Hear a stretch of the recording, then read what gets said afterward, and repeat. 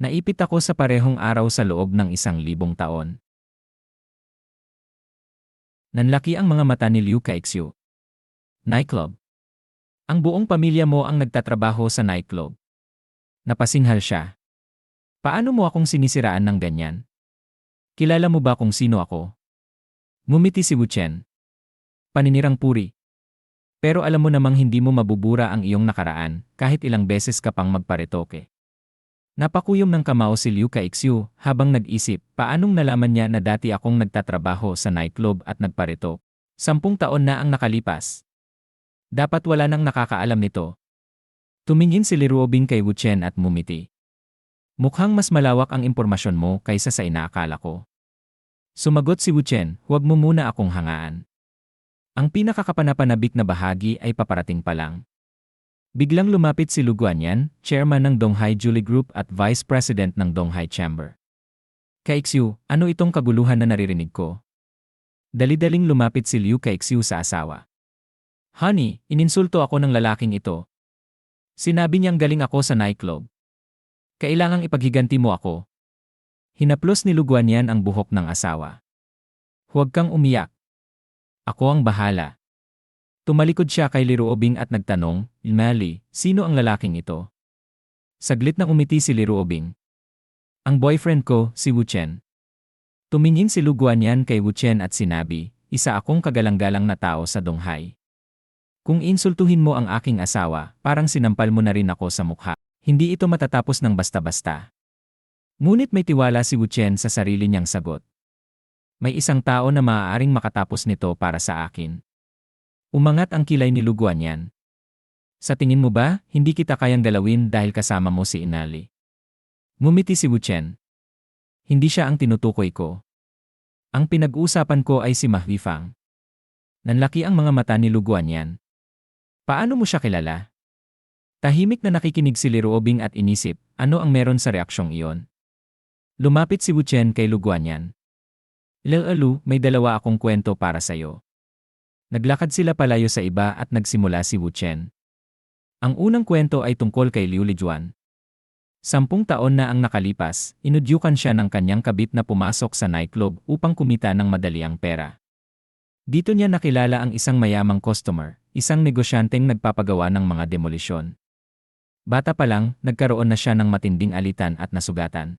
Nang gumaling, sinabi ng doktor na mahihirapan na siyang magkaroon ng anak. Tulad ng sinabi ng doktor, hindi na siya nagkaanak kahit na sumubok pa ng in vitro fertilization. Isang araw, sa kalasingan, ibinunyag niya ang lihim na ito kay Liu Lijuan. Sa puntong iyon, nagkaroon ng masamang plano si Liu Lijuan. Nagparitoke siya at pinalitan ang pangalan niya bilang Liu Kaixiu. Sa tulong ng kanyang kabit, naging mistress siya ng nasabing negosyante. 3 buwan matapos ang kanilang relasyon, nabuntis si Liu Kaixiu at nanganak ng isang sanggol na lalaki. Siyempre, hindi ito anak ng negosyante kundi anak ni Liu Kaixiu at ng kanyang kabit. Alam nilang hihingi ka ng paternity test kaya binayaran nila ang doktor upang magsinungaling. Alam mo bang hindi mo talaga kamukha ang anak mo? Alam mo na ito pero hindi mo lang matanggap dahil sabi kang magkaroon ng anak. Ang huling bahagi ng kanilang plano. Patayin ka sa isang aksidente at kuhanin ang bilyon-bilyong ari-arian mo. Nakangisi si Lu Guanyan. Sa tingin mo ba maniniwala ako sa'yo sa ilang salita mo lang? Ngumiti si Wu Chen. May isa pang bagay. Ang pinsan ng asawa mo na nagtatrabaho sa kumpanya mo. Hindi niya talaga pinsan iyon. Ang totoo, iyon ang kanyang kabit. Hanggang ngayon, patuloy silang nagtataksil sa'yo. Kahapon ng hapon, nagpunta sila sa isang hotel upang magkita. Dahil gusto nilang umiwas sa ibang tao, hindi sila gumamit ng elevator, sa halip, ginamit nila ang hagdanan. Madali lang itong patunayan. May IC footage ang Yongxiu Company na makakapagkumpirma nito. Kung gusto mong malaman ang totoo, pwede mo rin siyang tanungin pero dapat mong dayain ng kaunti ang pagsagot niya. Biglang humarap si Lu Guanyan kay Liu Kaixiu at malamig na tinanong, Kaixiu, ikaw at ang pinsan mo nasa opisina ba kayo kahapon? Sumagot siya, nasa opisina kami hanggang sa matapos ang araw. Tumingin si Lu Guanyan sa kanya at nagsabi, hindi, sinabi niya sa akin na lumabas kayong dalawa kahapon upang makipag-usap sa isang kliyente at wala kayo sa opisina. Nataranta si Liu Kaixiu. Ano? Sinabi niya yon? Siguro nagkamali lang siya. Lumapit si Lu Guanyan. Nagkamali? Sige, tatawagan ko siya ngayon at tatanungin. Biglang nagbago ang ekspresyon ni Liu Kaixiu. Naalala ko na. Lumabas nga kami kahapon ng hapon para kausapin ang isang kliyente. Pero bumalik kami bandang alas 2 o alas 3, tapos nag-usap kami tungkol sa promosyon. Hindi ko lang alam kung bakit mo ako biglang tinatanong tungkol dito, pero itong lalaking ito ay ininsulto ako. Hindi mo na ba ako mahal? Pati ang anak natin. Napuno ng galit si Lu Guanyan at biglang sinampal si Liu Kaixiu. Tumahimik ka. Akala mo ba wala akong alam sa eskandalo ninyong dalawa? Lumayas ka. Aayusin ko ito mamaya. Umalis si Liu Kaixiu na umiiyak. Napabuntong hininga si Lu Guanyan at sinabing, pasensya na at nangyari ito sa harapan niyo.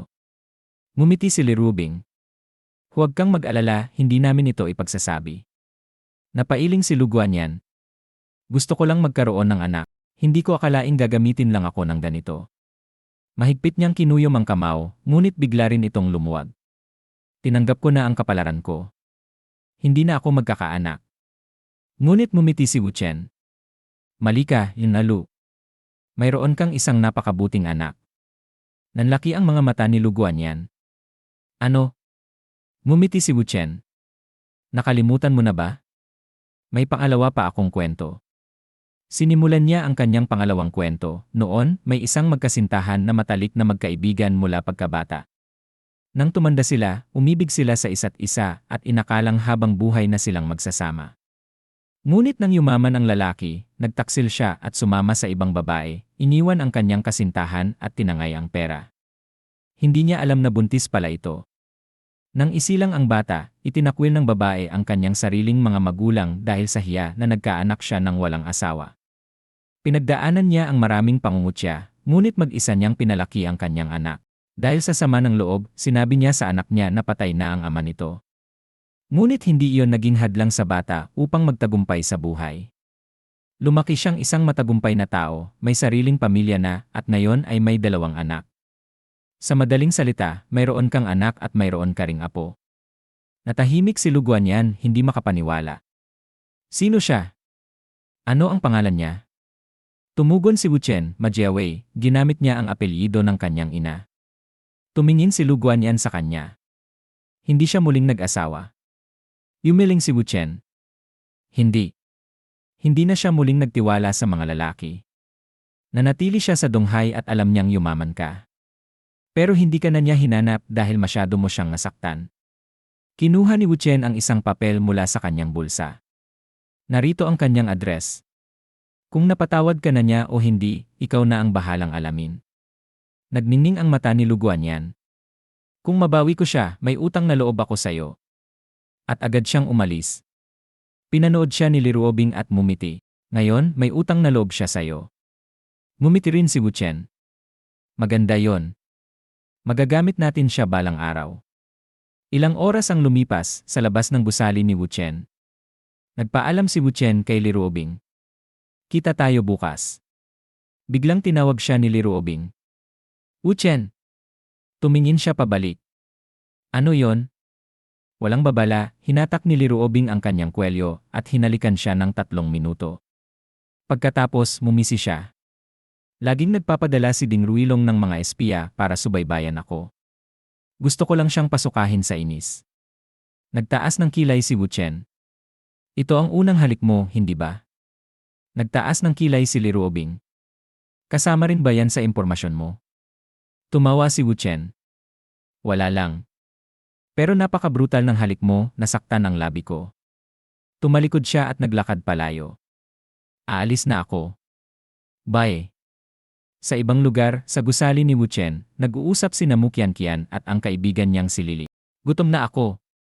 Tara, kain tayo, sigaw ni Mu Qianqian. Ngunit umiling si Lily. Hindi pwede. Kailangan nating hintayin ang manyakis na iyon. Nagkunot no si Mu Qianqian. Pero gusto ko siyang makita. Tumingin sa kanya si Lily. Na-brainwash ka na niya. Hindi ko siya hahayaang makatakas ng ganun-ganun lang. Naalala niya ang sinabi niya kagabi. Hindi mo ba sinabi sa kanya ang tungkol sa akin? Paano niya nalaman ang lahat ng bagay tungkol sa akin? Hindi ko sinabi sa kanya kahit ano, sagot ni Lily. Pero ngayon, ang mahalaga ay bugbugin ang manyakis na iyon. Nag-isip si Mukian-kian, gusto ko lang sanang tanungin si Lily tungkol sa kanya pero hindi ko inaasahan ang reaksyon niya. Biglang lumitaw si Wu Chen. Nandito na siya, sigaw ni Lily. Ngumiti si Wu Chen. Narito na ako. Naningkit ang mata ni Lily. Niloko mo siya, hindi ba? Isa kang walang kwentang tao. Ngumiti si Wu Chen at ipinasok ang kanyang mga kamay sa bulsa. Kung alam mong masama akong tao, saan ka kumukuha ng lakas ng loob na harapin ako ng ganito? Naglabas ng electric baton si Lily. Sinasabihan kita. Lumayo ka sa amin. Ngunit hindi siya pinansin ni Wu Chen at naglakad papunta sa pintuan. Bubuksan ko lang ang pinto. Sumigaw si Lily, binabaliwala mo ba ako? Mamatay ka na. Sinubukan niyang hampasin si Wu Chen. Napansin ito ni Mukian-kian at sigaw niya, Lily, huwag. Biglang nagsalita si Wu Chen, si Hu Xiaowei ay nagtaksil sa'yo. Napahinto si Lily. Ano ang ibig mong sabihin? Diretso ang sagot ni Wu Chen.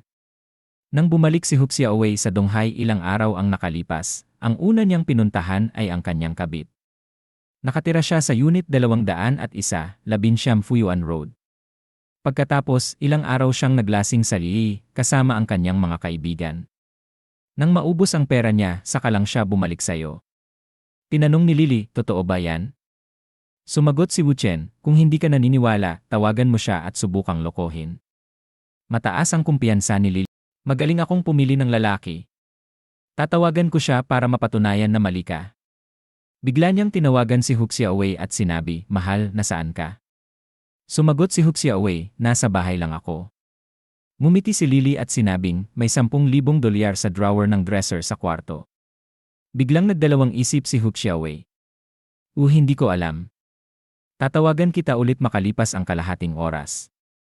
Nanlaki ang mga mata ni Lily, sabay takbo palabas habang sumisigaw, hindi nga talaga siya nasa bahay. Hayop siya. Papatayin ko siya. Sumunod si Mukian-kian at sinabing, Lily, hintayin mo ako. Sasama ako. Biglang hinila ni Wu Chen ang kanyang bewang at binuhat siya. Dahil nandito ka na rin, gusto mo bang pumasok? Napatili si Mukian-kian. Bakit mo ako binuhat? Sumagot si Wu Chen, ang isang prinsesa ay hindi dapat napapagod. Nagpumigla si Mukian-kian. Kaya kong maglakad mag-isa. Ibaba mo ako. Hindi mo ba ako narinig? Ibaba mo ako. Kinabukasan, nagising si Wu Chen at umupo sa kama. Isinuot niya ang kanyang damit at sinabing, hindi ka pa rin babangon. Nakaikot si Mukian-kian sa kumot at nagreklamo, hayop ka. Hindi ako masyadong nakatulog dahil sa'yo. Kailangan ko ng beauty sleep. Biglang inihagis ni Wu Chen sa kanya ang isang papel. Yan ang numero ko. Kung gusto mong magkita, tawagan mo na lang ako. Huwag ka nang maghintay sa bahay. Biglang bumangon si Mukian-kian at nagdabog. Ile! Ganyan ka pa rin. Ilang sandali ang lumipas, naglalakad si Wu Chen sa labas nang mapansin niyang may sumusunod sa kanya. Kinuha niya ang kanyang telepono at tumawag, nagpadala ka ng taong sumubaybay sa akin maghapon. Hindi ka pa ba tapos? Pupunta ako sa training grounds, kung gusto mong makipag-usap, puntahan mo ako roon. Makalipas ang ilang oras, nagmuni-muni si Wu Chen habang nag-ehersisyo. Napag-aralan ko na ang mga teknik sa pakikipaglaban mula pa noong 1,000 taon, pero hindi pa sapat ang pisikal kong kakayahan. Kailangan ko pang mag-training. Pagkatapos ng ginawa ko kay Ding Ruilong, hindi ko alam kung anong gulo ang paparating. Biglang lumapit sa kanya si Wang Zhuangyuan, ang kanang kamay ni Li Ruotai. Napaisip si Wu Chen. Nandito na siya. Dati, isa lang siyang pangkaraniwang tao. Pero dahil kay Li Ruotai, lumakas ang koneksyon niya, nagkaroon ng kapangyarihan, at napalawak ang impluensya niya. Sa loob lamang ng ilang taon, isa na siya sa 4 na pinakamakapangyarihang tao. Kontrolado nila ang 70% ng industriya ng aliwan sa East China Sea, pati na rin ang negosyo sa quarrying at logistics. Ngumiti si Wang Zhuangyuan at nagsabi, Ginoo Wu, may gusto lang akong ipaliwanag. Mukhang nagkaroon ka ng maling akala. Nagpadala ako ng tao para subaybayan ka para sa iyong seguridad. Wala akong masamang intensyon. Ngumiti si Wu Chen. Hindi siguro alam ni Li Ruotai na sinusubaybayan mo ako at si Robing. Alam mo namang sobrang protective siya sa kapatid niya. Kung malaman niya ito, yari ka. Namula ang mukha ni Wang Zhuangyuan at pinagpawisan siya. Tumingin sa kanya si Wu Chen at sinabing, relax. Kung gusto ko siyang sabihan, hindi na kita tatawagan. Huminga ng malalim si Wang Zhuangyuan at nagtanong, ano ang gusto mo? Ngumiti si Wu Chen. Gusto kitang maging kaibigan. Marami kang tauhan.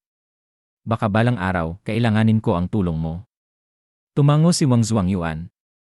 CJ, kung kailangan mo ang tulong ko sa hinaharap, huwag kang mag-atubiling lumapit. Napangiti si Wu Chen. Kahit marami akong impormasyon, kulang ako sa tauhan. Kung makuha ko ang suporta niya, mas magiging madali ang lahat. Biglang nagring ang telepono ni Wu Chen. Sinagot niya ito. Wu Chen, dali. May nangyari, sigaw ni Li Ruobing. Tumayo si Wu Chen. Sige, papunta na ako. Nag-alok si Wang Zhuangyuan, Ginoo Wu, gamitin mo ang sasakyan ko. May ekstrang damit sa loob kung gusto mong magpalit. Bilang paghingi ko ng tawad, ibibigay ko na rin ito sa'yo. Ngumiti si Wu Chen. Sige, tatanggapin ko. Ilang minuto ang lumipas, nasa opisina na siya. Isang babae ang nasa telepono. Wala ng slot. Sayang naman. Isang lalaki rin ang tumawag. Chief Lee, ako ito, Xiao Wang. Isa pang babae ang nagmakaawa sa telepono. Huwag lang pag-isipan ulit, may pera tayo. Hindi problema ang bayad. Samantala, nasa telepono rin si Li Ruobing. Masama pa rin ba ang lagay niya? Hindi na siya makakapunta sa press conference. Sige, naiintindihan ko. Dumating si Wu Chen at nagtanong, anong nangyari? Galit na galit si Li Ruobing. Ang endorser ng produkto natin, ang bagong henerasyong mang-aawit na si Deng Xunya, na aksidente sa sasakyan. Kahapon, tinulungan kitang hulihin ang traidor. Nalaman ni Ding Ruilong na nabuking ang plano niyang nakawin ang impormasyon. Ngayon naman, na-aksidente si Deng Xunya. Hindi na siya makakapagsalita para sa bagong produkto ng Symphony Fashion. Napaisip si Wu Chen. Hindi ito nagkataon lang. Matalim ang tingin ni Li Ruobing. Hayop talaga si Ding Ruilong. Ni hindi niya nirespeto ang patakaran ng pustahan natin. Ginamit pa niya ang koneksyon ng pamilya niya. Kinuha ni Wu Chen ang telepono niya. Boss Lee, gusto mo bang hanapan kita ng bagong endorser? Tumingin si Li Ruobing sa kanya. Kailangan namin ng endorser. May nahanap ka na ba? Pinakita ni Wu Chen ang isang larawan sa kanyang cellphone. National First Class Movie Star, nanalo ng Golden Horse Award, Golden Image Award, at Golden Rooster 100 Flowers Film Prize, Tao Manning. Ano sa tingin mo? Pasado ba siya? Napakunot ang noo ni Li Ruobing. Imposibleng makausap ko si Tao Manning, lalo na para maging endorser natin. Alam kong gusto mong tumulong, pero hindi mo kailangang magbiro. Ngumiti si Wu Chen. Kung hindi ka naniniwala, paano kung pumusta tayo? Pustahan tayo kung kaya kong mapapunta si Tao Manning dito sa opisina mo bukas ng umaga at mapapapirma ko siya ng kontrata sa'yo. Ipinaliwanag ni Wu Chen, si Tao Manning, isang sikat at nangungunang aktres, ang naging kauna-unahang Chinese actress na nakapasok sa hanay ng mga international film stars. Nakuha niya ang mga pinakamalalaking parangal sa loob at labas ng bansa dahil sa kanyang pelikulang Sword and Autumn Water. Simula noon, sunod-sunod na ang kanyang endorsements at naging isa sa pinakamataas ang bayad na aktres sa China. Tumingin si Li Ruobing kay Wu Chen. Sinasabi mong kaya mong papirmahin siya ng kontrata bukas. Hindi ka nagbibiro, di ba? Nasa ibang bansa siya ngayon para sa shooting at may mga makeup endorsements din siyang hawak. Kaya hindi ko alam kung posible yan. Ngumiti si Wu Chen. Sinabi ko na sa'yo, kung hindi ka naniniwala, tayaan natin. Tumawa si Li Ruobing. CJ, ano naman ang gusto mong ipusta para matigil ka na at hindi mo na ako kulitin? Simple lang, sagot ni Wu Chen. Ipupusta ko na mapapapunta ko si Tao Manning dito sa opisina mo bukas ng umaga at pipirma siya ng kontrata bilang endorser ng produkto mo. Kapag natalo ako, hindi ko kukunin ang bayad mo at bibigyan pa kita ng 20 milyong dolyar. Pero kung manalo ako, babayaran mo ako ng 20 milyon, hindi dahil nanalo ako sa sugal, kundi dahil yun ang presyo ng endorsement. At isa pa, hindi ka pwedeng magselos kung manalo ako. Napaangat ang kilay ni Li Ruobing. Magselos? Bakit ako magsiselos? Nagpapanggap lang tayong magkasintahan, hindi ako in love sa'yo. Kahit sinong babae pa ang hanapin mo, wala akong pakialam. Ngumiti si Wu Chen. Okay, deal na yan. Ira the way, ilagay mo na rin ang 20 milyon sa account ko para sa operasyon. Tinalikuran niya si Liruobing at lumakad palayo. Ikaw talaga, sigaw ni Liruobing, ngunit hindi na lumingon si Wu Chen. Sa labas, kinuha ni Wu Chen ang kanyang telepono at tumawag. Hoy, may ipapagawa ako sa'yo. Makalipas ang ilang oras sa isang computer shop, sinabi ng kaibigan ni Wu Chen, Boss Wu, Kuya Scholar, malinaw na ang sitwasyon. Nakaredy na ang mga tropa. Lumapit si Wang Zuangyuan, ang kanang kamay ni Liruotay, at nagtanong, Ginoo Wu, mga magagaling sa gaming ang mga tauhan ko, pero anong gagawin natin? Sumagot si Wu Chen, buksan ang mga isi at laruin ang Shixianglong server version ng Legendary City Lord. Gawa kayo ng account sa third server na nagbukas noong alas 5 ng hapon, 2 araw na ang nakalipas. Gamitin niyo ang prefix na King of the Hegemon sa mga pangalan ng karakter niyo. Nag-pop up ang system notification, pakilagay ang pangalan, King of the Hegemon, Tatsu. Sabi ni Wu Chen, pagpasok nyo, hintayin nyo ako sa plaza ng bagong player area. Nag-pop up muli ang system notification, recharge quantity, 1 bilyon. 1 yuan katumbas equals 10 gintong barya. Kabuang bayad, 10 milyon. Bayaran na. Tumango si Wu Chen. Maglalagay ako ng pera para buuin ang clan, darating na yan.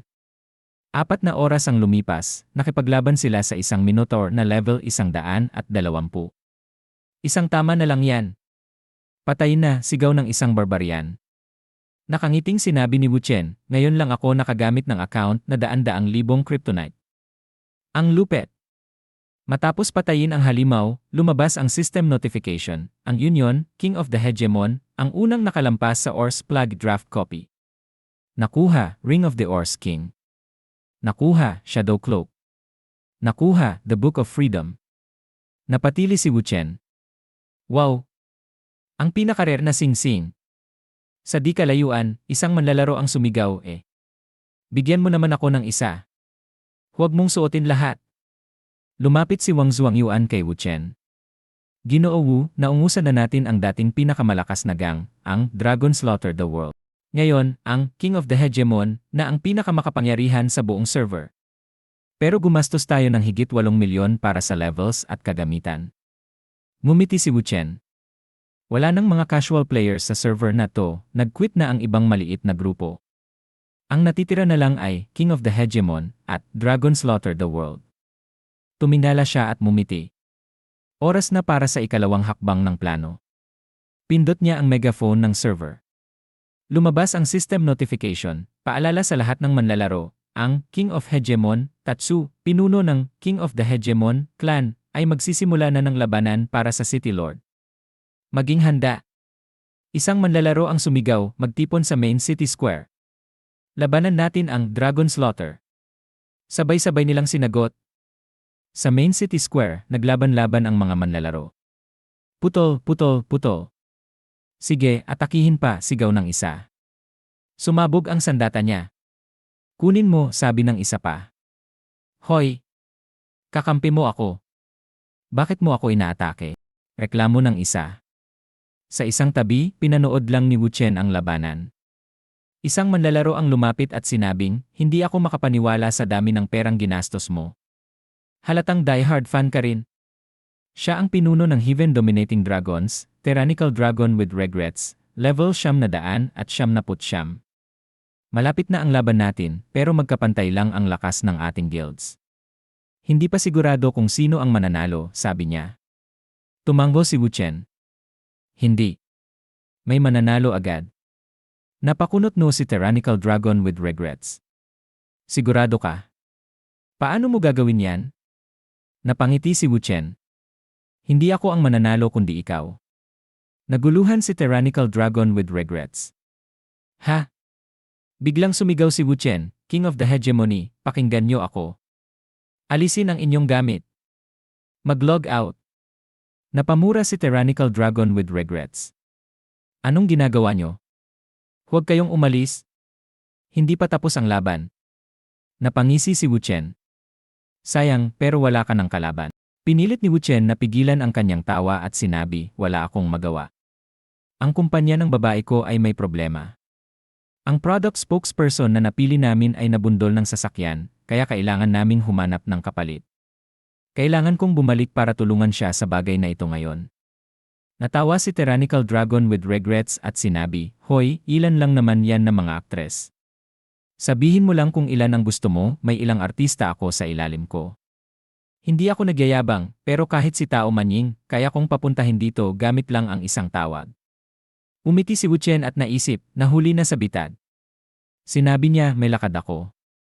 Kailangan kong pumunta sa East China para sa isang company trip, kaya hindi muna ako makakapaglaro. Nagulat si Tyrannical Dragon with regrets. Ha? Nasa East China ka rin? Taga East China ka? Tumango si Wu Chen. Coincidence lang. Tama na ang usapan, aalis na ako. Biglang nag-log out si Wu Chen. Napasigaw si Tyrannical Dragon with regrets. Hintay! Ikaw! Nag-pop up ang system notification, Tyrant Ruler Chen has logged off. Tumayo si Wu Chen at biglang natanggap ang isang mensahe sa kanyang telepono, nagbayad din ako ng 10 milyon. Madali lang hanapin ang numero mo, nagtanong lang ako sa may-ari ng private server. Pinahinto niya muna ang server, kaya ituloy natin ang laro kapag tapos ka na sa trabaho. Ipaliwanag ko sa iyo ang lahat. Magkapareho tayo ng apelyido. Dahil pareho tayong nasa East China, ako ba ang pupunta sa iyo o ikaw ang pupunta sa akin? Naisip ni Wu Chen, alam ko na ang ugali mo kaya plinano ko na ito mula noon. Sumagot siya, sige, pero nagmamadali ang babae ko. Kung may plano ka, mas mabuti yan. Tumingin si Wu Chen sa kanyang team at sinabi, mga pere, salamat sa trabaho nyo. Kung wala na kayong ibang gagawin, maaari na kayong umalis. Nag-pop up muli ang isang mensahe, hihintayin kita sa Qinyuan Building sa Zhongcheng District. Makalipas ang ilang oras, dumating si Wu Chen at mumiti. So ikaw pala, Boss Li. Tumawa si Li Cheng, ang pangalawang anak ng Li family ng Hongfa Industry. 42 taong gulang, sinabi niya, Tyrant Ruler Chen. Tumango si Wu Chen. Ang pangalan ko ay Wu Chen. Tumingin si Li Cheng sa kanya at nagtanong, alam mo ba kung sino ako? Ngumiti si Wu Chen. Ikaw ang pangalawang anak ng Li family ng Hongfa Industry. Ang pangalan mo ay parang kulog sa pandinig ng marami. Tumawa si Li Cheng at nagsali ng mainit na tsaa sa isang tasa. Ang reputasyon ko, ha? Sabihin mo nga, anong pamilya ka galing? Umupo si Wu Chen at mumiti. Bakit parang ang mainat mo? Natatakot ka bang patayin ka ng kapatid mo? Naisip niya, ang Hongfa Li family ay isa sa nangungunang 10 industrial na kumpanya sa bansa. Mayroon silang kabuang assets na mahigit 60 bilyong dolyar. Ang 70 taong gulang na chairman, si Lei Zhenghui, ay halos retirado na. Sa totoo lang, ang tunay na namumuno ay si Yuli. Ang sinumang pamilya na may koneksyon kay Lei Cheng ay agad na itinuturing na traidor ni Lei Yu. Matagal nang gusto ni Lei Yu na patayin si Lei Cheng. Pinaglaruan ni Wu Chen ang kanyang tasa ng tsaa. Muling nagtanong si Lei Cheng, anong pamilya ka galing? Ngumiti si Wu Chen. Boss Li, huwag kang mag-alala. Wala akong koneksyon sa kahit anong pamilya. Wala akong background na iniisip mo. Kapalaran lang na nagkita tayo. Naisip ni Lei Cheng, kung ayaw niyang magsalita, aalamin ko na lang sa ibang paraan. Kung ipinadala siya ni Lei Yu, masyado siyang bata, baka isa lang siyang simpleng tagapagdala ng pagkain. Tumingin si Lei Cheng kay Wu Chen at nagtanong, sabihin mo sa akin ang problema ng babae mo. Nag-aksaya ka ng milyon-milyon sa laro, pero hindi ka makahanap ng spokesperson. Napaunggol si Wu Chen. May nanggugulo sa akin. Hindi ko akalain na darating sa puntong babanggain nila ng sasakyan ang spokesperson namin. Nakakainis. Tumawa si Lei Cheng. Kaya mo binuhos ang pera mo sa laro at pumatay ng mga tao para lang maibsan ang galit mo. Huwag kang mag-alala, ako na ang bahala. Hanapan kita ng spokesperson. Ano ang pangalan ng kumpanya ng babae mo? Anong negosyo nyo?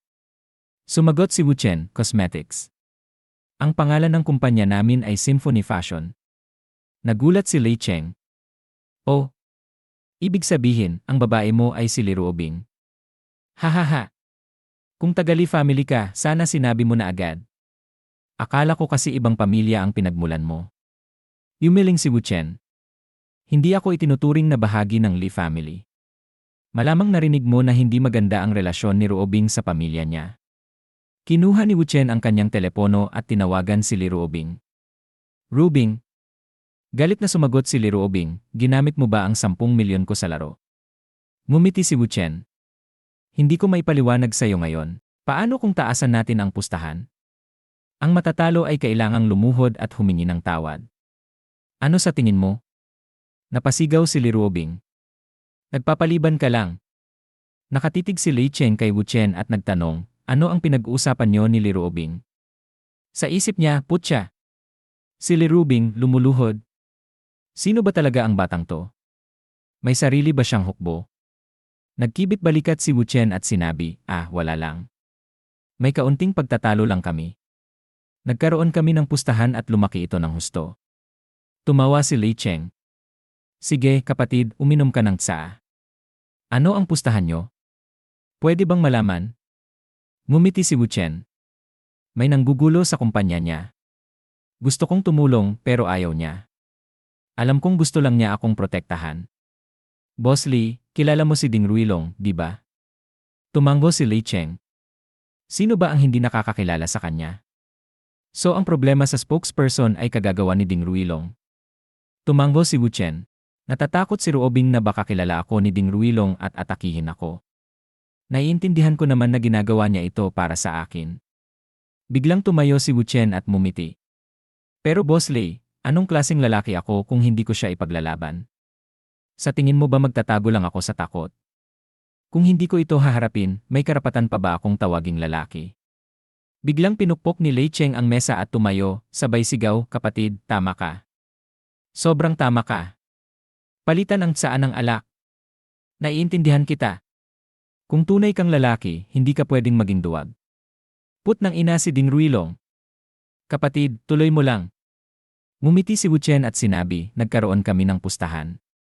Binigyan niya ako ng buong kapangyarihan sa paglalabas ng bagong produkto ng kumpanya. Kung walang magiging aberya sa press conference, panalo ako.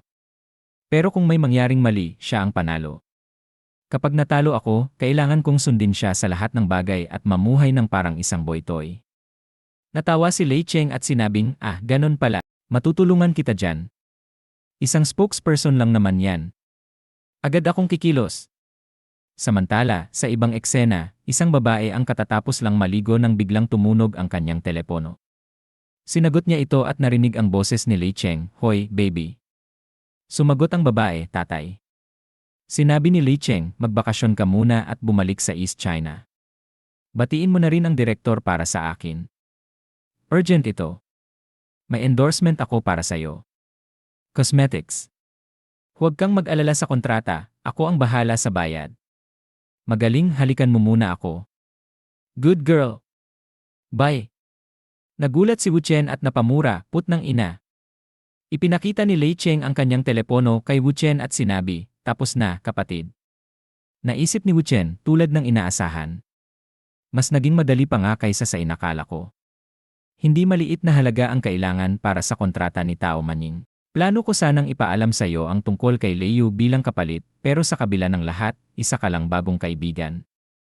Hindi ka nagdalawang isip na kalabanin si Ding Ruilong at ang pamilya niya. Dahil patas kang kausap, hindi kita tatratuhin ng hindi makatarungan. Tumingin si Lei Cheng kay Wu Chen at mumiti. Tadhana ang naglapit sa atin. Mas matanda lang ako ng ilang taon, kaya tawagin mo na lang akong Kuya Sheng. Ngumiti si Wu Chen. Ayos lang, Kuya Li. Baka nga mas tinadhana pa ang pagkikita natin kaysa sa iniisip mo. Nagtaka si Lei Cheng. Kapatid, sinasabi mong ito ay kapalaran. Kinuha ni Wu Chen ang kanyang telepono at iniabot ito kay Lei Cheng. Basahin mo ang text message. Hanapin mo ang may-ari ng numerong yan at hulihin siya. Sasabihin niya sa iyo ang totoo tungkol sa aksidente mo 10 taon na ang nakalipas. Nanlaki ang mata ni Lei Cheng at unti-unting napangiti. Idinugtong ni Wu Chen, Kuya Li, kailangan mong magmadali. Kung mabagal ka, baka makatakas siya papuntang ibang bansa. Pagkatapos ng lahat, siya si Xiaong Shengjun. Naisip ni Lei Cheng, nakapagbigay na kami ng impormasyon sa mga tao namin, pero mukhang kailangan nating bilisan. Hindi natin siya pwedeng hayaang makatakas. 10 taon na ang nakalipas. Sa gabing iyon, isang truck na may masamang balak ang bumangga sa sasakyan namin sa isang kanto. Agad akong tumugon pero wala rin akong nagawa. Tumilapon ang sasakyan namin at kalaunan ay sumabog sa apoy. Himala akong nakaligtas pero namatay ang asawa ko sa harap mismo ng mga mata ko. 3 buwan akong nasa liid. Sa panahong iyon, may ilang piraso ng ebidensyang nadala ng aking ahente. Ang driver ay si Seong Shengjun, ang deputy head ng security department ng Hongfa Group na nagtatrabaho para sa kapatid kong si Liu. Pero pagkatapos ng insidente, bigla siyang naglaho at nawala ang direktang ebidensya ko. Dahil doon, napilitan akong tanggapin ang utos ng matandang ama namin. Sa loob ng 10 taon, nagkunwari akong isang bobo at walang pakialam na mayamang anak, habang lihim na hinihintay ang araw na mahahanap ko si Seong Shengjun at matutuklasan ang buong katotohanan. Pumasok ang kanyang security at nagulat, "Boss." Nakumpirma na ang pagkakakilanlan at nahanap na ang address. Napangiti si Lei Cheng, "Maganda. Sobrang ganda. Kapatid, mauuna na ako. Malaki ang utang na loob ko sa'yo. Kahit ano nang kailangan mo, sabihin mo lang. Kapatid kita." Naisip ni Wu Chen, 2 araw pa lang mula nang magsimula ang bagong buhay ko, pero 2 na agad ang nadagdag na kapatid, si Lu Guanyan kahapon at si Lei Cheng ngayon. Pero tapos na ang usapan. Kailangan ko nang kunin ang 20 milyong dolyar ko, kasama ang paghingi ng tawad na may pagluhod. Kinuha niya ang kanyang telepono at tinawagan si Li Ruobing. Nag-pop up ang automated response, "Hello, ang numerong tinatawagan mo ay naka-hold. Pakisubukang muli mamaya." Napakunot noo si Wu Chen, binabaan ako ng telepono. Sa kabilang linya, sinabi ni Li Ruobing, "Nasa meeting ako." Ngumisi si Wu Chen. "Hindi ba umaga pa dapat yon? Huwag mong sabihin na galit ka pa rin dahil ginamit ko ang 20 milyong dolyar para maglaro ng game." Umiling siya at bumulong, "Mga babae talaga. Kalimutan na natin to, uwi na tayo." Makalipas ang ilang sandali, habang nasa labas, huminto si Wu Chen sa isang red light. Tumingin siya sa paligid at napansin ang isang hanay ng magagarang sasakyan. Naisip niya, grabe, ang yayabang ng mga ito. Sandali lang, hindi ba ito si Su Qingning? Ang pinakamagandang babae sa East China Sea, si Su Qingning. Isa siya sa mga babaeng pinakahinangaan ko sa nakaraang buhay kong reincarnation. Ang pinakaibang-iba ang ugali sa loob at labas, ang pinakamasunurin at maamo. Dahil nagkataon lang na nagkita kami, mukhang magandang pagkakataon ito para mang-asar ng kaunti. Kumaway si Wu Chen sa kanya at sinabing, "Hi." Bigla niyang isinara ang bintana. Naisip ni Wu Chen, sinara ang bintana. Interesante. Kung ganoon, subukan natin ulit. Nagpadala siya ng mensahe kay Su Qingning, "Nang makita kita ng personal, mas maganda ka pa pala kaysa sa nakikita sa Ri. At kailan ba magkakaroon ng maliwanag na buwan?" Su Qingning, magugulat ka sa code na nasa text message na to, pagkatapos ng lahat, ito ang sikreto mo. Dapat ikaw mismo ang lumapit sa akin at makipag-usap. Maya-maya, tumunog ang kanyang telepono. Nagulat siya. Ang bilis naman niyang sumagot. Pero nang tignan niya, si Li Ruotai pala ang nagpadala ng mensahe. "Bayaw, may gusto akong ibigay sa'yo. Halika na." Napangiti si Wu Chen. Itong si Li Ruotai." Ilang oras ang lumipas, nakatayo sila sa labas ng isang bahay at sinabi ni Li Ruotai, "Bayaw." Ang bahay na ito ay may 3 palapag sa ibabaw ng lupa at isa sa ilalim, 600 metro kwadrado, at may sariling courtyard. "Iyon na ito." Nagulat si Wu Chen at nagtanong, "Akin?" Tumango si Li Ruotai. "Bayaw, malaki ang naitulong mo kahapon. Bukod doon, buntis ang kapatid ko. Hindi siya pwedeng tumira sa lumamong bahay, kaya binigyan kita ng maagang regalo sa kasal. May dala ka bang ni? Tara, tapusin na natin ang papeles." Tahimik na pinagpawisan si Wu Chen. Kinabukasan, ika-10 ng Hulyo, sa gusali ni Li Ruobing, tinanong ng receptionist ang bisita, "Ma'am, sino po ang hinahanap niyo?" Sumagot siya, "Ang presidente niyo, si Ginoong Li." "May appointment ako." Tinanong ng receptionist, "Ano po ang pangalan niyo?" Sumagot siya, "Tao ang apelyido ko." Nagkunwaring nag-check sa computer ang receptionist at sinabing, "Ha? Bakit walang record? Ang weird. Nasa meeting pa ang presidente namin, kaya pakihintay po sandali habang check ko." Samantala, sa unang meeting room, galit na sumigaw si Li Ruobing sa kanyang mga empleyado, 13 araw na lang bago ang conference, at wala pa rin kayong nahahanap. Ilang beses na mas malaki ang sahod nyo kumpara sa iba, Pero puro kain at tulog lang kayo. Biglang tumunog ang kanyang telepono. Sinagot niya ito, ano? Sino? Tao Manying. Dalhin niyo siya sa opisina ko ngayon din. Naisip ni Liruobing walang nag-imbita sa kanya mula sa kumpanya. Si Wu Chen ba ang may pakana nito? Ilang minuto ang lumipas, sinalubong ni Liruobing si Tao Manying. Hello, ginang tao.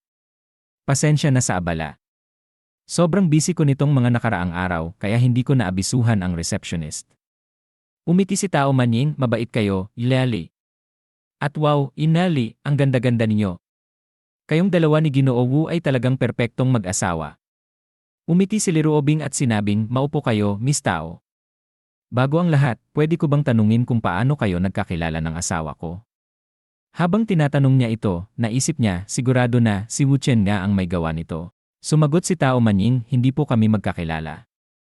Pero ang ninong ko, si Lei Cheng, at si Kuya Wu ay magkapatid sa panunumpa, kaya siya ang nagpadala sa akin dito. Nanlaki ang mata ni Liruobing at napaisip, ang ninong ni Tao Manying, si Lei Cheng, anak ni Lei Zhenghui ng pamilyang Hongfa Li, ay kapatid ni Wu Chen. Biglang sinabi ni Tao Manying, Ina Li, maaari bang pabilisan natin ang pagpirma ng kontrata? Pasensya na. Sumagot si Liruobing, pasensya na. Dali, kunin ang kontrata. Pipirmahan na natin. Agad namang tumugon ang kanyang sekretarya, opo. Tumawa si Tao Manying. Haha, ayos lang. Ella Li, sana ay maging maayos ang ating pagtutulungan. Ngumiti si Liruobing. Masaya akong makatrabaho kayo. Sabay kamayan nila ni Tao Manying. Ilang oras ang lumipas, dumating si Wu Chen sa opisina ni Liruobing at sinabi, tapos na ang kontrata. Hindi ba oras na para humingi ka ng tawad dahil natalo ka sa pustahan? Tumingin si Liruobing sa kanya at tinanong, kilala mo si Lei Cheng? Kailan kayo nagkita? Napangiti si Wu Chen. Ang dami mo namang tanong. Ang isang magician, hindi kailanman isiniwalat ang kanyang sikreto. Huwag mong ibahin ang usapan. Tara na, humingi ka na ng tawad. Biglang tumayo si Liruobing, tinanggal ang kanyang blazer, at saka ang kanyang mga takong. Tumayo siya ng tuwid at biglang lumuhod sa sahig. Ako si Liruobing at ako ay humihingi ng paumanhin. Tiningnan siya ni Wu Chen na tila ninanamnam ang eksena. Sige, sige, tumayo ka na. Biglang tumunog ang telepono ni Liruobing at sinagot niya ito. Ate, may nag-imbestiga kay Bayaw. Kakakuha ko lang ng balita. Nagulat si Liruobing. Ha? Sino? Sumagot ang kausap niya, Golden Service Group, ang pamilya Su. Nagtaka si Liruobing. Bakit ka iniimbestigahan ng pamilya Su? Walang pakialam na sumagot si Wu Chen, hindi mo na kailangang makialam. Mas mabuti pang huwag kang sumausaw. Napangiti si Liruobing. Pamisteryo ka na naman, ganyan ka ba para mas lalo kong pagtuunan ng pansin? Huwag mong sabihin na nahuhulog ka na sa akin. Tumingin si Wu Chen sa kanya at sinabing, hindi ikaw ang pinakamagandang babaeng kilala ko, hindi rin ikaw ang pinakamayaman, at lagi kang mukhang masungit na parang hindi welcome ang ibang tao. Saan ka kumukuha ng kumpiyansa para isipin na mai-in love ako sa'yo? Napangisi si Liruobing. Ibig sabihin, marami kang babae noon? At silang lahat, mga diyosang kagandahan na kayang pabagsakin ang isang bansa. Yumiling si Wu Chen. Marami akong babae noon, pero hindi na masyado ngayon. Hindi ko masasabing lahat sila ay napakaganda, pero sigurado akong may mga babae akong kilala na mas maganda kaysa sayo. Tumaas ang kilay ni Liruobing. Sino? Pwede bang magbigay ka ng halimbawa? Gusto kong malaman. Ngumisi si Wu Chen. Kung sisilipin mo ang pribadong buhay ko, hindi kita papatulan. Napangiti si Liruobing. Hindi mo masabi, ano? Akala ko pa naman kaya mo. Huwag kang masyadong madismaya. Hindi naman malaking bagay yan. Huwag mong pilitin ang sarili mong magsinungaling. Biglang tumunog ang telepono ni Wu Chen. Ngumiti siya. Eto na. Sinagot niya ang tawag. Ito ba si Ginoong Wu? Ako si Su Qining. Sa tingin ko, kailangan nating magkita ng personal. Pwede ba tayong mag-ayos ng oras? Nakangiti si Wu Chen. Talaga bang kailangang magkita pa ng personal? Sumagot si Su Qining, may ilang bagay na mas mainam pag-usapan ng harapan. Kita tayo bukas ng alas 9 ng umaga sa private clubhouse ni Tang Xia. Tawagan mo ako pagdating mo. Tumango si Wu Chen. CJ. Ngumiti si Li Rubing. Su Qingning. Huwag mong sabihing isa siya sa mga babae mo. Sumagot si Wu Chen, hindi pa. Pero baka sa loob ng ilang araw, sino ang nakakaalam? Inisip ni Li Ruobing, kahit hindi ko personal na kilala si Su Qingning, narinig ko na ang mga usap-usapan tungkol sa kanya dahil hindi naman ito lihim sa publiko. Ang kanyang ama ay nakatuon sa negosyo at nagpakasal ng medyo late na sa buhay, kaya nang ipinanganak si Su Qingning, matanda na ang kanyang ama. Pinalaki siya sa isang paraan na pinapahalagahan ang pagiging marangal, may mahigpit na mga alituntunin sa pamilya at disiplina. Kahit na mag-aral siya sa ibang bansa, may mga bodyguard na naka-assign sa kanya ng 24 oras upang pigilan siyang magka-boyfriend ng maaga. Nang magkasakit ang kanyang ama, naging sabik siya na mag-asawa si Su Qingning, kaya't ang mga kondisyon para sa blind date ay naging mas mahigpit. Hindi pwedeng masyadong bata o matanda, at ang ari-arian ng pamilya ay hindi dapat mababa sa 1 bilyon. Ang pinakamahalaga ay dapat makapag-asawa siya sa pamilya Su. Hindi tumatanggi ang pamilya Su sa kanilang mga kondisyon. Si Su Qingning ay isang batang babae na sumusunod sa kanyang pamilya at hindi tulad ni Wu Chen na tatanggap ng kasal na may mga kondisyon. Kaya, imposibleng makahabol ka sa kanya. Sinabi ni Wu Chen, hindi mo ba ako pinaniniwalaan? Gusto mo ba ng isa pang pustahan? Sumagot si Li Ruobing, pustahan. Sinabi ni Wu Chen, talaga bang gusto mong magpustahan sa akin? Hindi ka ba natatakot na matalo ulit? Sumagot si Li Ruobing, gusto ko lang magpustahan. Sinabi ni Wu Chen, sige, bigyan mo ako ng 3 araw, at gagawin ko si Su Qingning na aking babae, yung klase ng babae na makakasama ko habang buhay. Sinabi ni Li Ruobing, bibigay ako ng 30 araw. Sinabi ni Wu Chen, hindi, 3 araw lang sapat na. Sinabi ni Li Ruobing, kung matalo ka, gusto ko makita kang lumuhod at humingi ng paumanhin sa akin. Biglang hinawakan ni Wu Chen ang kanyang bewang, hinila siya palapit, at sinabi, walang problema. Pero kung ikaw ang matalo, anong gagawin mo? Tinanong ni Li Ruobing, ano ang gusto mong gawin ko? Sinabi ni Wu Chen, hayaan mong mag-isip. Sinabi ni Li Ruobing, sige. Kung talagang matalo ako, handa akong aminin ang pagkatalo. Sinabi ni Wu Chen, ayos, tapos na.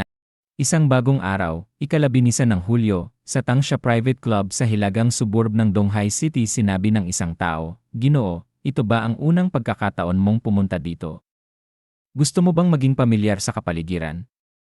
Sumagot si Wu Chen, may appointment ako kay Miss Su dito. Sinabi ng tao, ikaw po ba si Ginoo?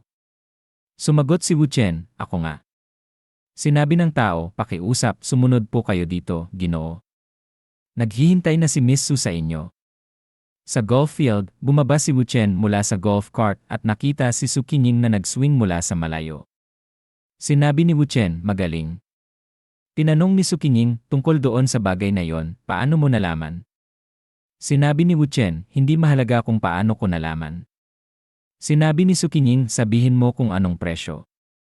Tinanong ni Wu Chen, presyo. Akala mo ba binubuyuhan kita? Sinabi ni Su Qingning, kung hindi mo tatanggapin ang pera, mas mahihirapan akong magtiwala sa iyo. Sinabi ni Wu Chen, kung ganun ka kabahala, bakit hindi mo nadala ang mas maraming bodyguard? Arestuhin mo ako, maghukay ka ng butas, at ilibing mo ako. Tapos mananahimik na ako magpakailanman.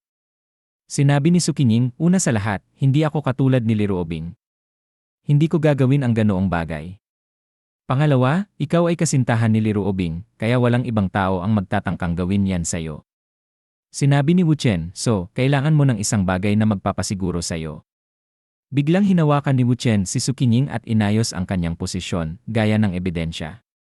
Sinabi ni Su Qingning, ikaw, anong ginagawa mo? Bitawan mo ako. Tinitigan siya ni Su Qingning. Hinaplos ni Wu Chen ang kanyang posisyon upang ayusin ito at sinabi, tinuturuan lang kita kung paano maglaro, huwag mong gawing malalim. Bumulong siya sa kanyang tainga, at saka, ngayon na may ebidensya ka na maaring ipagtanggol ako, bakit hindi ka pa rin pumapayag? Inisip ni Su Qingning, siya ay kasintahan ni Li Ruobing. Kung nalaman ng malakas at possessive na babaeng iyon na hawak-hawak ako ni Wu Chen, hindi niya kailanman paniwalaan na tinuturuan lang ako kung paano maglaro. Siguradong kakainin niya siya ng buhay. Ang dapat matakot ay hindi ako, kundi siya. Ang hindi ko paggawa ng kahit anong laban ay mas makikinabang sa paghawak ko sa kanya. Nag-swing sila at tumama sa bola. Sinabi ng security ni Sukinying, anong nangyari kay Miss? Tumutol ba siya o tinanggap ang mga ginagawa niya? Hindi ko masyadong maintindihan. Tumingin si Sukinying kay Wu Chen at sinabi, hindi ka ba natatakot na tawagan ko si Liruobing ngayon at isumbong ka? Sinabi ni Wu Chen, syempre natatakot ako, pero natatakot ka rin na ilantad ko ang iyong mga sikreto. Ngayon pantay na tayo. Sinabi ni Sukinying, sinasadyang binibigyan mo ba ako ng pagkakataon para ma-blackmail kita? Sinabi ni Wu Chen, huwag ka nang malito. Pinalo ni Wu Chen ang malambot na puwet ni Sukinying at sinabi, magpatuloy ka lang sa paglalaro ng golf. Huwag mong ilabas ang puwet mo, itago mo. Paano ba tinuruan ka ng coach mo dati? Nang pumula si Sukinying, sinabi niya, ikaw. Sinabi ng security, mabilis. Ipaalam kay Madam. Kumuha ng cellphone ang isang security guard at tinawagan ang ina ni Sukinying. Madam? Miss Shai. Sinabi ni Wu Chen kay Sukinying, ituturo ko ulit sa'yo. Una, iatras mo ang iyong mga binti, pagkatapos ay straighten mo ang iyong mga braso, gaya nito. Nakatuwid ba ang balakang mo sa unahan? Kung hindi ito sakit, hilahin mo lang ito ng bahagya, konting-konti na lang. Pinalo niya ulit ang kanyang puwetan, kaya napaungbol si Sukinying at nagsabi, ah. Pagkatapos ay nagswing siya at nagtanong, tama ba ang ginawa ko? Sinabi ni Wu Chen, napakabilis mong natutunan, pero sa kasamaang palad, hindi na kita matuturuan ng iba pang mga teknik. Tinanong ni Sukinying, bakit? Sinabi ni Wu Chen, sa tingin ko, papunta na ang mama mo kasama ang mga tauhan niya para arestuhin ako. Sinabi ng security, Madam, bigla pong niyakap ng lalaking iyon si Miss kanina, at si Miss naman ay nakikipag-usap at tumatawa kasama siya. Pinalo pa niya ang puweta ni Miss na parang tinuturuan siyang maglaro ng golf, pero parang hindi naman talaga ganoon. At isa pa, mukhang bata pa siya. Sa tingin ko, kaya pumunta si Miss dito ay para lang hintayin siya. Sumagot ang ina ni Sukinying, bantayan niyo sila. Papunta na ako. Siguraduhin yung hindi makakatakas ang lalaking iyon. Sinabi ng security, naiintindihan, Madam. Sinabi ni Sukinying, paparating na ang mama ko, anong gagawin natin? Sumagot si Wu Chen, tumakas muna tayo at pag-usapan natin mamaya. Gusto mo bang tumakas kasama ko? Nagduda si Sukinying, kasama mo? Tumakas kasama ka? Tinanong siya ni Wu Chen, gusto mo bang manatili sa ganitong buhay magpakailanman? Nag-aalangan si Sukinying, ito ay. Biglang hinawakan ni Wu Chen ang kanyang kamay at sinabi, huwag mo nang isipin kung ano-ano pa. Tumakbo na lang tayo. Sumigaw ang security, lagot. Hulihin siya. Pigilan siya. Sabihin sa amo. Tumawag ang isa sa security kay Madam at sinabing, Madam. Tumakas si Miss kasama ang lalaking iyon. Sumigaw ang ina ni Sukinying, ano ang sinabi mo? Pinatakbo ni Wu Chen ang Ferrari ng mas mabilis kaysa dati at tinanong si Sukinying, natatakot ka ba? Sumagot si Sukinying, hindi ako natatakot. Biglang nagring ang cellphone ni Sukinying. Ah! Si Mama! Sinabi ni Wu Chen, baka gusto mong subukan na maging sarili mo kahit isang araw lang. Napatahimik si Sukinying at pinagpawisan. Sinagot niya ang tawag at sinabi, Mama. Mataray na tinanong siya ng ina niya, nasaan ka? Sino ang kasama mo? Sumagot si Sukinying, kaibigan. Galit na sigaw ng ina niya, kaibigan. Kailan ka pa nagkaroon ng kaibigan? Hindi mo ba alam kung sino ka? Karapat-dapat ba siya para sa'yo? Pinalaki kita para lang tumakas kasama ang isang lalaki. Labis mo akong binigo. Sinasabi ko sa'yo, Sukinying, umuwi ka ngayon din. Pinindot ni Wu Chen ang buton ng bintana para buksan ito dahil walang aircon ang Ferrari at mainit na ang panahon. Sa isip ni Sukinying, salamat, Wu Chen. Ngayong araw, pipiliin kong maging ako. Sumigaw siya, Mama. Isa akong tao, isang buhay at humihinang tao, hindi isang manika na sunod-sunuran sa'yo, at itinapon niya ang cellphone palabas ng bintana. Sa kabilang linya, nagalit ang ina niya at sumigaw, ano ang sinabi mo? Sinabi ni Wu Chen, malamang gagamitin ng mama mo ang buong kapangyarihan ng pamilya Su para hanapin tayo. Sinabi ni Sukinying, natatakot siya na masira ang kanyang reputasyon, kaya hindi niya ito gagawing malaking issue. Tinanong ni Wu Chen, hindi ka ba natatakot na dukutin kita at ibenta? Talaga bang gusto mong sumama sa akin? Sumagot si Sukinying, at ano naman kung ganoon? Wala namang sinuman ang nangahas na lumapit sa akin. Lagi akong namuhay sa isang peking liwanag. Noong bata pa ako, pinupuri ako ng mga tao dahil palagi akong unang pwesto sa exams na para bang iba ako sa kanila. Nang magsimula ako ng sarili kong negosyo, puro papuri lang ng mga taong may interes sa kung anong mayroon ako, hindi sa kung sino ako. Nagpatuloy siya, gusto ng mama ko na mamuhay ako sa paraang gusto niya, palaging mas mahusay kaysa sa kahapon. Kahit kumain ng pangalawang mangkok ng kanin, hindi niya ako pinapayagan dahil ayaw niyang tumaba ako at masira ang aking kagandahan. Pagod na ako. Ang pagtakas kasama mo ay maaaring ang tanging pagkakataon ko. At pinaparamdam mo sa akin na isa akong tunay na tao. Totoo. Sinabi ni Wu Chen, naniniwala akong tama ang naging desisyon mo. Mas mabuting magbago ng maaga kaysa tuluyang masira at hindi na magamot. Biglang tinanong ni Su Qinying, ikaw ang kasintahan ni Liru Obing, hindi ba? Natatakot kang malaman niya ito, hindi ba? Bigla siyang lumapit kay Wu Chen, hinarap siya, at mariing hinalikan. Bumagal ang sasakyan. Nagulat si Wu Chen at sigaw niya, anong ginagawa mo? Nagmamaneho ako. Gusto mo bang mamatay? Bakit mo ako hinahalikan at kinakagat? Sinabi ni Su Qinying at gusto ko Sumigaw si Wu Chen, Su Qinying. Umupo ka ng maayos. Ito ay isang utos. Tahimik na sumunod si Su Qinying at sinabing, naintindihan. Sa isip ni Wu Chen, Su Qinying, ang lihim mong personalidad ay talagang interesante. Naalala niya ang isang pagkakataon sa isa sa kanyang mga reinkarnasyon sa parehong araw ng 1,000 taon. Nahuli niya noon ang unang pinakamagandang babae ng East Sea na walang anumang kapintasan. Dahil sa kanyang matinding pag-usisa kung paano siya naging isang high-quality human template, binuksan ni Su Qinying ang kanyang laptop at nag-log in sa isang forum sa harap niya.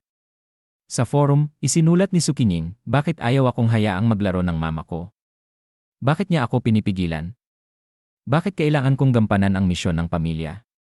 Bakit kailangan ko lang sundin ang gusto niya at hindi ang gusto ko? Napapagod na ako. Araw-araw, aral, aral, aral. Isa ba akong human learning machine?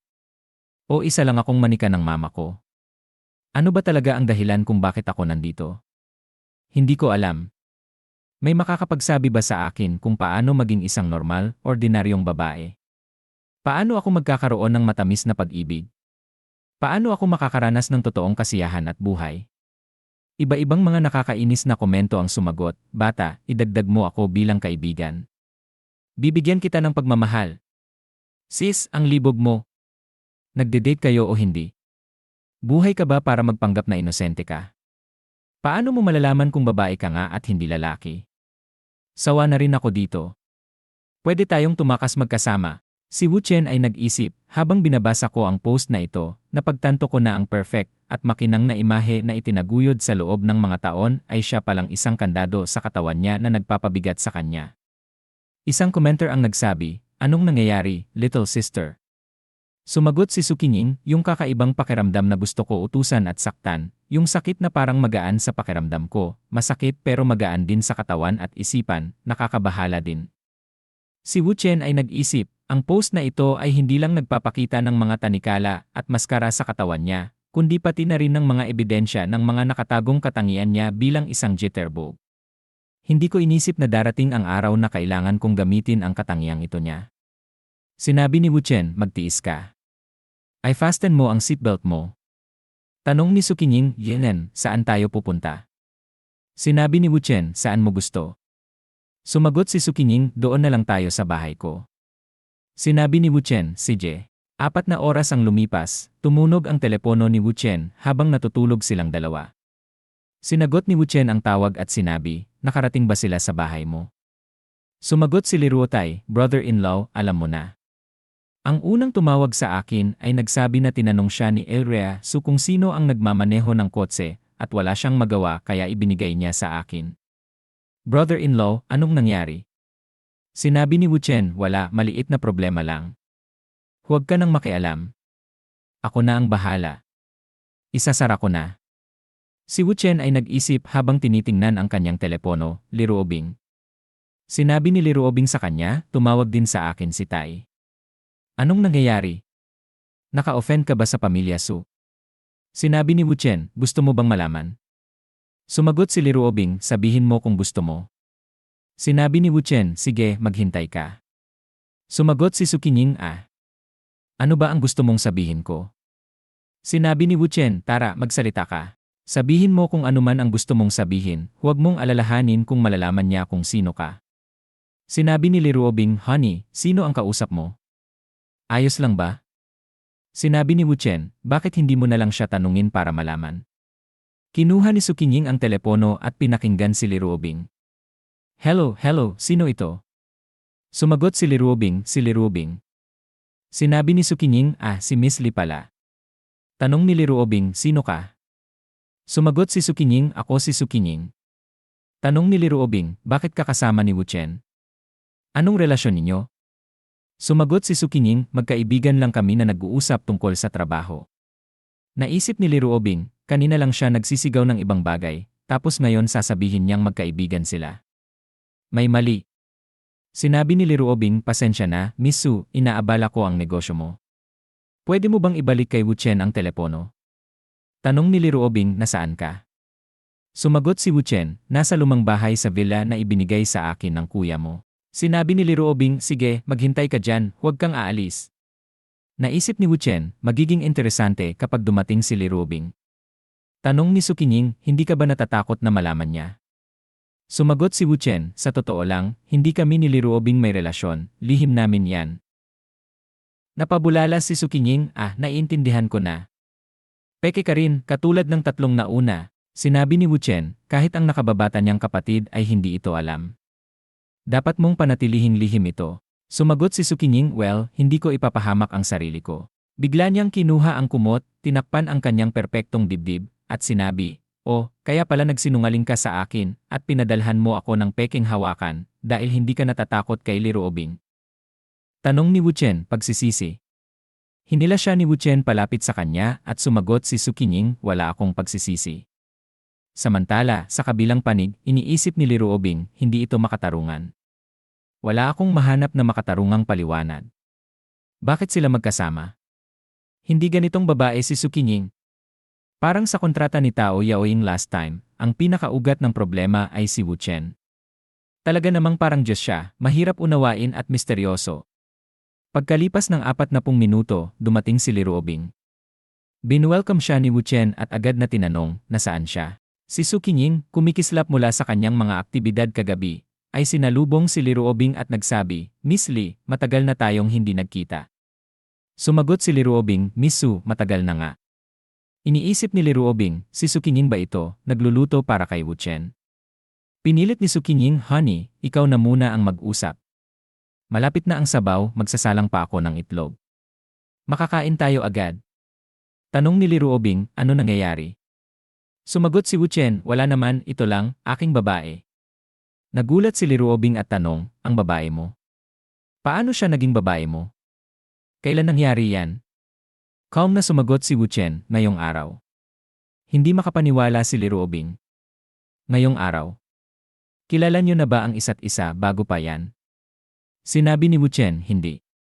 Nabigla si Li Ruobing. Tapos ikaw? Nakialam si Su Qinying, honey, konti na lang, malapit nang maluto ang pagkain. Pwede na tayong umupo, malapit na. Naguguluhan pa rin si Li Ruobing, kaya tinanong si Wu Chen na lumapit. Nagpatuloy si Su Qinying, honey, tapos na ang labada. Nasa balcony na ba? Hindi matutuyo ang mga bedsheet. Naramdaman ni Li Ruobing ang matinding selos at takot habang pinagmamasdan ang maingat na pag-aalaga ni Su Qinying kay Wu Chen. Pagkalipas ng ilang minuto, nagsalo-salo sila sa hapagkainan. Pinipilit ni Su Qinying na magpaka-intimate na ikinagulo ni Li Ruobing. Pinuri ni Wu Chen ang pagkain at ipinilit ni Su Qinying na tikman din ni Li Ruobing. Pakiramdam ni Li Ruobing ay tinatangkang hamunin siya, kaya't nagdesisyon siyang tanungin si Su Qinying. Kaya Miss Su, gaano na kayo katagal ni Wu Chen? Mabilis na sumagot si Su Qinying, hindi naman nagtagal bago kami nagkagustuhan sa isa't isa. Mula nang una ko siyang makita, alam kong siya na ang tadhana ko. Hindi makapaniwala si Li Ruobing sa narinig niya. Hindi nakapagtataka na magkagusto ka sa isang lalaki, pero imposibleng ma-in love ka agad sa unang kita. Lalo na sa ganitong klase ng pamilya. May mali rito. Pagkatapos, iniwas ni Su Qinying ang usapan at binanggit ang sinabi ni Wu Chen tungkol sa hindi totoong relasyon nila ni Li Ruobing. Siniguro rin niya na hindi niya isisiwalat ang lihim nila. Sinabi ni Wu Chen, bakit mo ako tinitingnan? Kumain na tayo. Sumagot si Sukinying na, kumain ka, honey. Kain ka ng hipon, kumain ka pa ng marami. Pagkatapos ay yumakap siya kay Wu Chen at pabulong na nagsabi, kita mo. Peke ka, kami ang totoo. Ang lalaking ito ay akin. Narinig iyon ni Liruobing at napabulong sa sarili, pinoprovoke mo ako. Humph! Kumuha siya ng hipon, tinanggal ang ulo at inabot kay Wu Chen. Oh, kainin mo ito. Ang sarap nito. Tiningnan ni Wu Chen ang hipon at nagulat si Sukinying. Kinuha ni Wu Chen ang hipon mula sa mga daliri ni Liruobing at kinain ito. Nagpatuloy silang kumain sa katahimikan. Makalipas ang ilang minuto, sinabi ni Wu Chen, busog na ako. Ang bilis ko kasing kumain. Napangiti si Sukinying talaga. Ang saya ko naman. Honey, magpahinga ka muna. Ako na ang magliligpit. Samahan mo muna si Miss Lee, huwag mong pabayaan ang bisita natin. Pagkatapos ay bumalik siya sa kusina habang pinagmamasdan siya ni Liruobing mula sa malayo. Lumingon si Liruobing kay Wu Chen at nagtanong, ano ba talaga ang ginagawa mo? Hinawakan niya ang kamay ni Wu Chen at hinila ito. Halika! Pumasok sila sa isang kwarto. Biglang natapilok si Wu Chen at napakapit sa kamay ni Liruobing, sabay sigaw, sabihin mo. Napahulog silang dalawa sa sofa. Sinabi ni Liruobing, dahan-dahan ka naman. Sumagot si Wu Chen, kung talo ka, talo ka. Huwag ka ng maraming tanong. Ngayon, isipin na natin ang pustahan mo. Magbayad ka na. Napamura si Liruobing, ikaw talaga. Napabuntong hininga si Wu Chen, pagod na pagod ako. Ang dami kong ginawa ngayong araw, masakit na ang buong katawan ko. Pwede mo ba akong bigyan ng masahe? Biglang tinanggal ni Liruobing ang kanyang blouse at nagtanong, dito ba natin gagawin ang masahe o sa kwarto mo? Sumagot si Wu Chen, hindi comfortable dito. Sa kwarto na lang. Makalipas ang mahigit 10 minuto, luminalinga si Sukinying at tinawag, honey, nasaan kayo? Ano iyang tunog na yan? Lumapit siya sa kwarto at biglang napasigaw, asawa ko. Nagulat siya sa nakita at napaisip, si Liruobing. Minamasahe niya si Wu Chen. Paanong ang isang babaeng tulad niya ay kayang pagsilbihan ang isang lalaki sa ganitong paraan? Tumingin si Wu Chen kay Sukinying at sinabi, tapos ka na. Siguradong pagod ka rin. Magpahinga ka muna, matatapos na rin kami. Napaisip si Sukinying, hindi man lang siya nag-alala na makita ko sila. Lanan. Posible bang pareho lang kami ni Liruobing? Ibig sabihin, magkauri kami. Totoong kakampi ko siya. Kahanga-hanga si Wu Chen, napasunod niya pati si Liruobing. Mas malakas pa siya kaysa sa inaakala ko. Pumasok si Sukinying sa kwarto, hinubad ang tsinelas, at lumapit sa kama. Ate, sabay tayong magmasahe. Napaisip si Liruobing, hindi ka panipaniwala. Imbes na magalit nang makita ang nobyo niyang minamasahe ng ibang babae, sumali pa siya. At tinawag pa akong ate. Pinag-isipan ni Liruobing, anong nangyayari kay Sukinying? Baka nababaliw na siya. Impossible iyon. Kung may problema siya, hindi siya magiging perpekto gaya ng sinasabi ng mga tsismis, dahil tanging ang may sapat na pagpipigil sa sarili ang kayang ipakita ang kanilang pinakamahusay na pagganap. Ano ang ginawa mo para mahalin kanya ng ganoon katindi, na parang may sakit na siya sa isip? Biglang nagsalita si Sukinying, ate, ano ang iniisip mo? Ituloy mo lang ang pagmamasahe. Sumingit si Wu Chen, Sukinying. Huwag ka nang magmasahe, at huwag mong kalimutang inumin ang gamot mo. Sumang-ayon si Sukinying, sige. Pupunta ako sa ibaba para kunin ito at saka siya lumabas ng silid. Pagkatapos ay lumabas siya ng kwarto. Sa isip ni Liruobing, seryoso. Baliw talaga siya. Hindi, may iba pang dahilan. Ano kaya? Lumingon siya kay Wu Chen at nagtanong, hindi mo ba balak ipaliwanag, Wu Chen? Napangiti si Wu Chen, paano kung bigyan mo ako ng 1 bilyon? Saka ko sasabihin ang totoo. Napairap si Liruobing, huwag mo akong asarin. Wala na akong gana tanungin kung paano kayo nagkatuluyan. Pero aminin mo, ang pamilya Su ay iniimbestigahan ka na dahil sa relasyon mo kay Sukinying, tama? Tumango si Wu Chen, noon, hindi pa. Pero ngayon, nagkaproblema dahil sumama siya sa akin at tumakas sa bahay nila. Muling nagtanong si Liruobing, ano ang balak mo? Pakakasal ka sa pamilya nila? Napatawa si Wu Chen, sa tingin mo ba ako yung tipo ng lalaking magpapakasal para makapasok sa pamilya nila? Muling nagtanong si Liruobing, makikipaghiwalay ka? Kahit na makipaghiwalay ka, hindi ka basta-basta palalampasin ng pamilya Su. Sumagot si Wu Chen, bakit ko naman siya hihiwalayan kung kaya naman naming harapin ang pamilya Su? Napaangat ang kilay ni Liruobing, harapin ang pamilya Su. Huwag mong kalimutan na kasalukuyan kitang nobyo. Umiti si Wu Chen, at dahil doon, kaya kong ayusin ang sitwasyon. Napakunot noo si Liruobing, ibig sabihin, hindi pa alam ng pamilya Su ang tungkol sa relasyon natin. At wala akong ibang pagpipilian kundi tulungan ka. Tumawa si Wu Chen, ang talino mo talaga. Huminga ng malalim si Liruobing, dahil pare-pareho tayong nasa isang sitwasyon, sabihin mo nga, bakit siya tumakas? Nagseryoso si Wu Chen, bilang isang taong nabuhay na parang sunod-sunurang manika sa loob ng mahigit 20 taon, gusto na niyang mabuhay para sa sarili niya. Masyado bang malaki ang hiling niya kung tutulungan ko siya? Biglang nagring ang telepono ni Wu Chen. Sinagot niya ito. Hello. Sa kabilang linya, nag-aalalang sinabi ni Su Qinying, Honey, kakakita ko lang, nandito na ang pamilya ko. Ano ang gagawin natin? Muling pinakalma ni Wu Chen si Su Qinying, walang problema, bababa na kami ngayon. Huwag kang mag-alala, ayusin natin ito pagdating natin dyan. Pagkatapos ay ibinaba niya ang tawag. Tumingin siya kay Liruobing at sinabi, dumating na ang pamilya Su para hanapin tayo. Tara na, baba tayo. Saglit na natigilan si Liruobing bago nagtanong, may gusto lang akong itanong. Alam mo na bang darating ang pamilya Su sa oras na ito, kaya mo ako pinapunta rito? Ngumiti si Wu Chen, ano sa tingin mo? Hindi nagustuhan ni Liruobing ang naramdaman niya, ayoko ng ganitong pakiramdam. Nagtaas ng kilay si Wu Chen, ano? Ipinaliwanag ni Liruobing, naiintindihan ko ang punto mo, pero parang minamanipula mo ang sitwasyon at hindi mo iniintindi ang nararamdaman ng iba. Depensa ni Wu Chen, huwag mong sabihin ng ganyan, parang ang sama ko naman. Nagkataon lang na nandito ka at dumating ang pamilya Su. Hindi ko naman sinadyang mangyari ito. Nagpatuloy si Liruobing, hindi kita sinisisi. Pero ayoko lang ng ganitong pakiramdam. Ngumisi si Wu Chen, para kang batang nagmamaktol sa sinabi mo. Napasinghal si Liruobing, ikaw.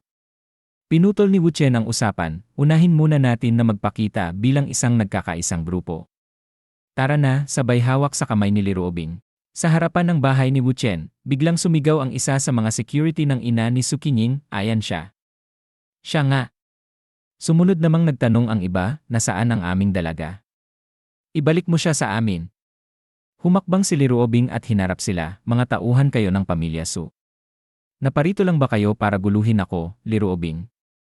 Agad namang sumagot ang security, Inali, nagkakamali po kayo. Hindi po kayo ang hinahanap namin. Siya ang hanap namin. Dinukot niya ang aming dalaga. Matapang na sumagot si Liruobing, bilang nobyo ko, paano niya magagawang dukutin ang ibang babae? Nanginig ang security sa kaba at nauutal na sinabi, ay. Biglang lumabas si Su Qinying at sumigaw, anong ginagawa niyo? Sinong nagsabing dinukot ako? Nagpaliwanag ang isa sa mga bodyguard, Miss, hindi po. Ang madam po ang nag-utos sa amin. Napikon si Su Qinying, huwag ninyong gamitin ang pangalan ng nanay ko para lang manggulo. Ito ay pagitan naming dalawa. Biglang bumukas ang pinto ng isang mamahaling sasakyan at lumabas ang ina ni Su Qinying. Qinying, tigilan mo na ang pagiging makulit. Lumapit si Liruobing, ngumiti at malumanay na bumati, matagal na tayong hindi nagkikita, Madam Su. Kasing ganda at nagniningning ka pa rin tulad ng dati. Tumango si Madam Su, matagal na nga, Miss Lee. At dito na nagtatapos ang video natin ngayon. Maraming salamat sa panonood, sobrang na-appreciate ko kayo lahat. Kung nagustuhan nyo ang content, huwag kalimutang i-like at mag-subscribe para hindi nyo ma-miss ang susunod na mga videos. May gusto kayong sabihin o may tanong? Mag-comment lang sa baba, gusto kong marinig ang opinyon nyo. Hanggang sa susunod, mga kagoto. Stay awesome, stay curious, at kita-kits sa next video.